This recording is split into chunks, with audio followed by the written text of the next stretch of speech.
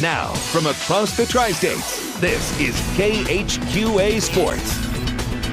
Well, the undefeated, nationally ranked Culver Stockton Wildcats returned home to the Joe Charles Fieldhouse tonight, looking to run their record to 8-0 on the season. And with apologies to Muhammad Ali, somebody tonight got a bit rope-a-doped out at the gym. We'll take you to the highlights. First half, the Wildcats making it look abundantly easy, building up a big lead. It starts with a steal action right here from James Johnson.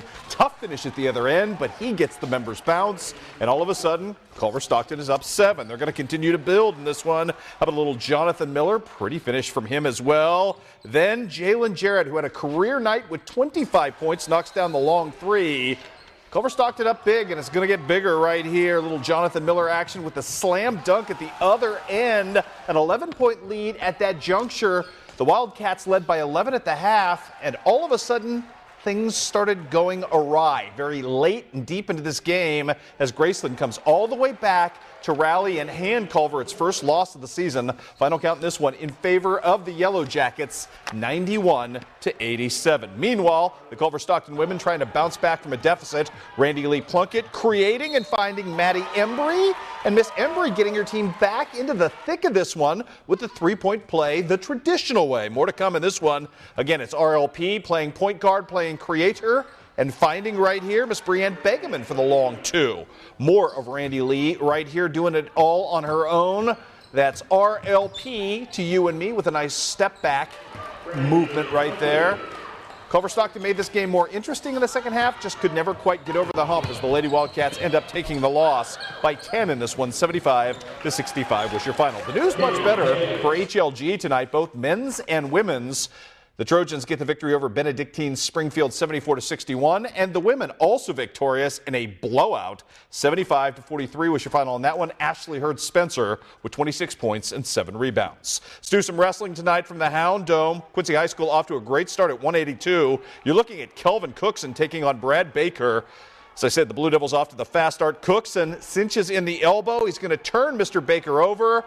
And it's just a matter of time before he gets the pinfall victory as Quincy High opens their first two matches with a 6-1 victory by Mr. Culp and that pinfall victory by Kelvin Cookson. At 195, interesting match between Quincy's Logan Hagerbaumer and Alex Hayes. Hayes with a quick takedown, the early advantage and the near pin. However, the tables would be turned shortly thereafter as Hagerbaumer comes up with a reversal, an escape, this cradle of death, and a terrific finish to bounce back from those 3 back points early. It would be Hagerbaumer winning by pinfall today to bounce back and keep the win streak going, at the top weight classes. 220, Quincy High's Matt Ballard struggled for 20 seconds with his own headgear, finally got a set that fit, and once he did, he went to work. Look at Matty Ballard right there with the easy pinfall win. Again, 20 seconds of messing around with headgear, 35 seconds total match time for the pinfall victory for Ballard. So what is that, 4 straight wins for Quincy High to start? That streak would end right here with Travis Fincher, the heavyweight,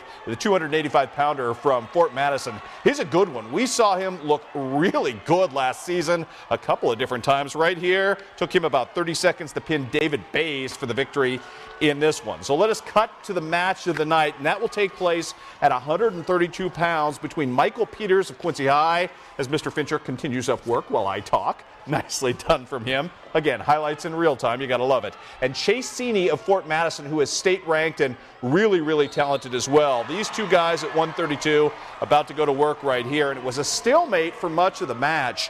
Seeney, who came in with a great reputation. Peters, who's a little bit underrated but really talented as well. You're looking at Chase Seeney right there getting ready to go. The only points of this match scored in the second period, and it would be Peters who would launch them. In fact, getting a cradle after taking his time, finally finding a limb to grab, got Mr. Seeney on his back for back points, all 3 of them, and that was the difference in the match as Quincy High School gets the victory from Michael Peters at 132. Good win right there.